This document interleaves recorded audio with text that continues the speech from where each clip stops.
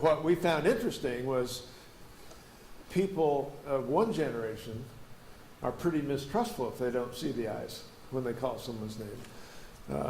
But some younger generations, it doesn't matter at all, or at least doesn't appear to matter. Huh? Have you done studies that look at the different demographics of the age groups or the cultures that they come from, and do you find significant, subtleties of your user communities? Yeah, I think it's important to be careful though about putting either gender or age lines around this stuff because. Well, maybe it's just because I'm older now, and I hate the idea of all the young people being the digital natives or not.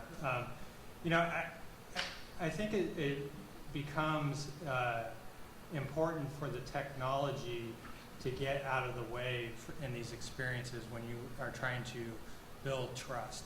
And I do think that some of the interaction that we see on age differences might be more hierarchical than age specific. So it's sort of the organizational history? Yeah, so when you've got, yeah, exactly. Okay. Yeah, so,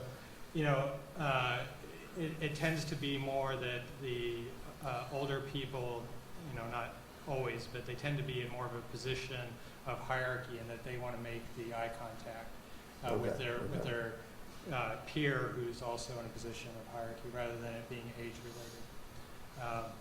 I've seen some pretty amazing things come out of people who are, not in the 20-something, generation. I mean, I don't know. Maybe I'm just playing to my panel here because it looks like we're all out of the 20-something generation. But I mean, I do see some pretty amazing things come out of people who are not. Marty, it looked like you were bursting to say something there. Yeah, I think there's an interesting behavioral change that occurs. So most people are used to meeting on audio-only calls.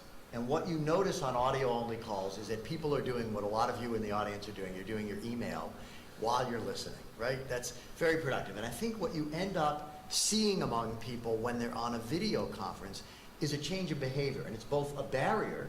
That is, we've talked to people who say, I don't want to be on video because I want to be doing email, versus you're on the video conference, and if it's really engaging, what happens is you stop doing something else. That is, you focus on communicating with the other person or people that you're meeting with. And a behavior change occurs. It takes a little bit of time for this to happen, but if you're meeting on video, as we do all the time, you stop doing your email.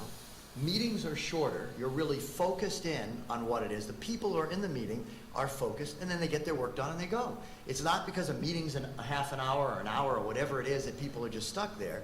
You're just doing it. When you're done, you're done.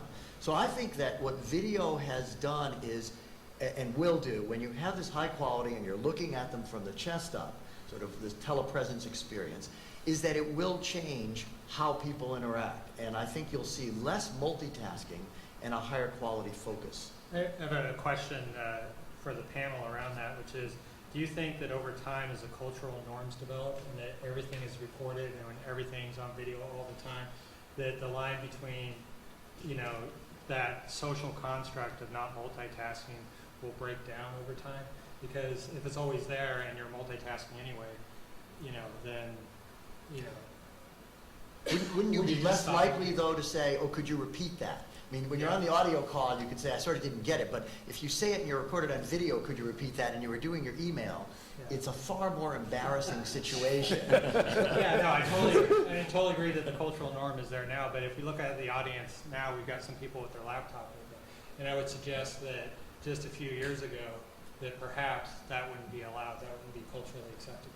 And now people are okay with some level of multitasking. So as we blend these hybrid experiences where Lord knows whoever's watching the webcast right now is multitasking, right? When we're doing this, as we blend the in-person and the remote, is it going to be okay for in-person people to multitask as well?